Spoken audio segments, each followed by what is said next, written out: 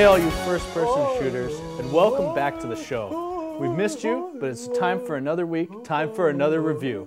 This time, we're going to be talking about Medal of Honor Airborne. We picked it up at the rental store, and it was definitely something to see. Thank you, Will. I really feel like I was in like an alpine forest with all my Native American brothers. Did you feel my wind powers? Yes. You are an otherworldly spirit. Thank you very much. Today we're going to talk about Medal of Honor Airborne. But first, we have some breaking news. We heard last week that our good friends Master Mizuage and Jubae were upset by some things we said in a previous show. Yes, our remark about crunchy foods to eat while you're on headset while playing multiplayer, they weren't really happy about that. And so we're going to have a segment on Honorable Netiiquette today, so please listen to what they have to say as we pay for our mistakes. Hey,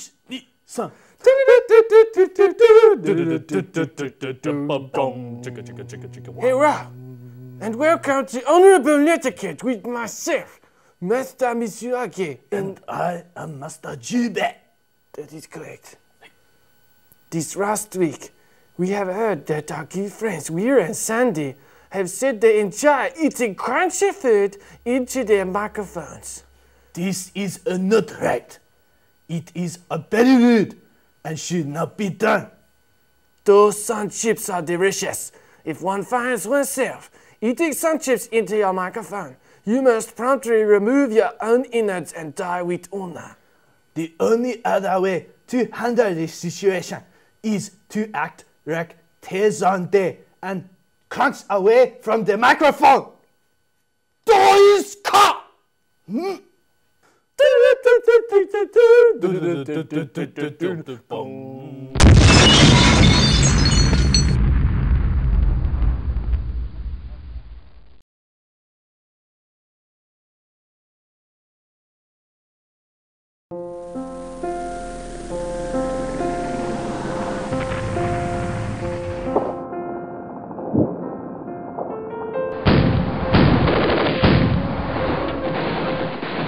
An accurate model. Where were you? I was in the burnt out market, firing an M16. That's an accurate model. How do you know? You shit in your pants and ran. Look.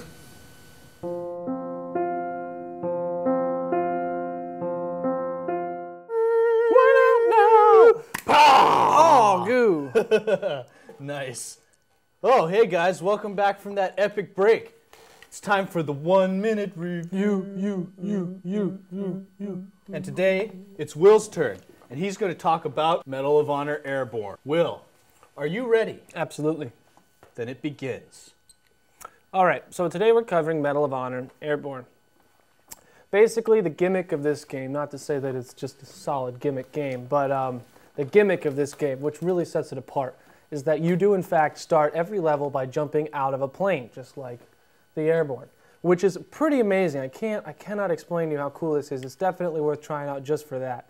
The maps are set out in a way that when you jump out, you can choose where you want to go to. They give you a few safe zones to try and aim for, but you can go anywhere and do the objectives in any order you want. It's pretty amazing. The freedom that comes with that is really neat. It's definitely coming around in some of the newer games. The problem, though, is sometimes you can get pretty confused or lost running around because there's no straight hallway for you to follow. The graphics are solid, nothing too impressive, but nothing that holds the game back. And the story does a good job of making you feel like you're definitely part of real historical operations. It's a good time, good game. Very nice, Will. That's 59 seconds.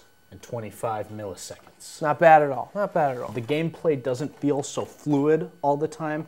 The controls seem a little muddy, I guess you could say. You know, you're pointing one way, you try and look, and it's a little slow. But I think that might come from some of the programming because nothing is really scripted. The battle continues after you die. Some of the unrealistic aspects of this game are things like infinite lives, infinite sprinting, and infinite ammo in the case of the pistol. But nonetheless, this is definitely a game that you should pick up and rent. If you do end up picking this game up, definitely get in a fist fight. Any soldier who gets within about 10 yards of you is going to run at you like a crazy man and try and start one. I recommend trying to fight back. It is hysterical. It is very funny.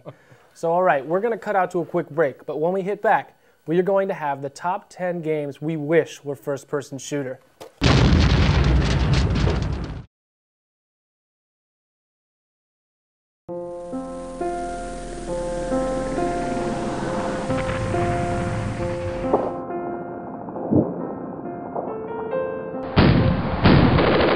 was a sniper. I carried a .50 caliber. They said it was lethal, you know, to 2,400 yards, but I'd often set up, oh, I don't know, 5, 10 miles from the battlefield. Wait.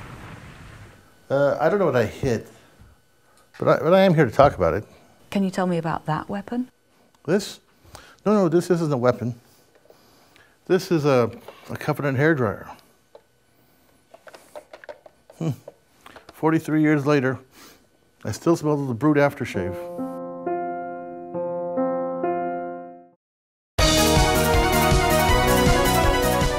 Welcome back.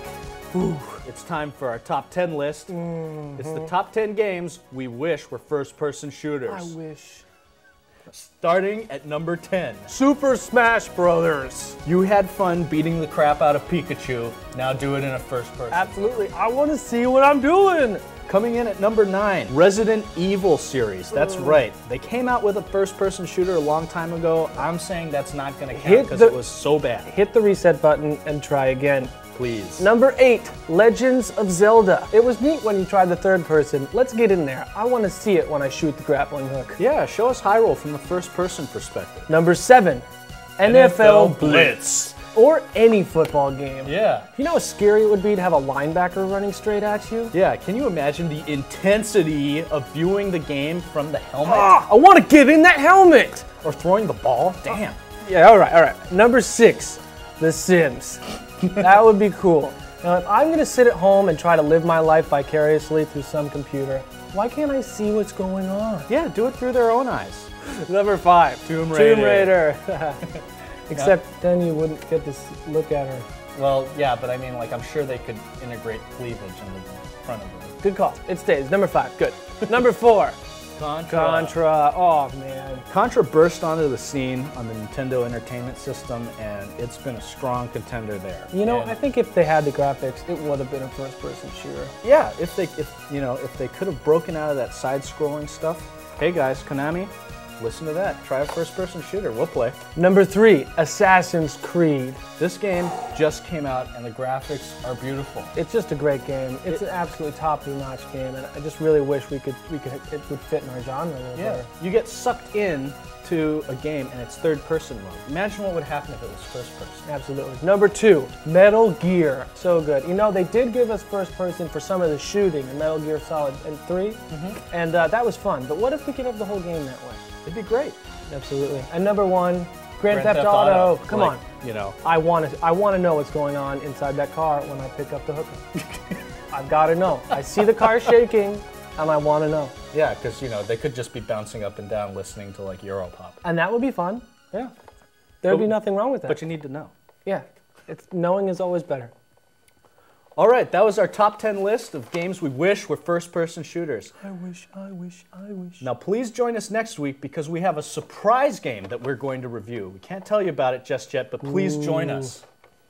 It's going to be epic. It is going to be very good. So stay tuned, and may your blade never dull. It's going to be so good. You should totally watch it.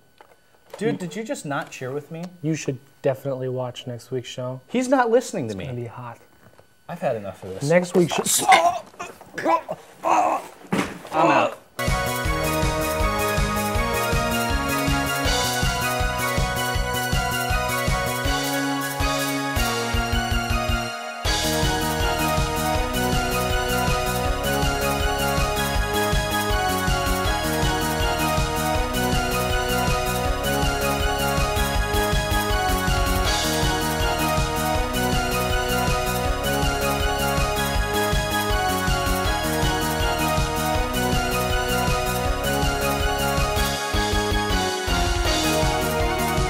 They could just be bouncing up and down listening to, like, Europop.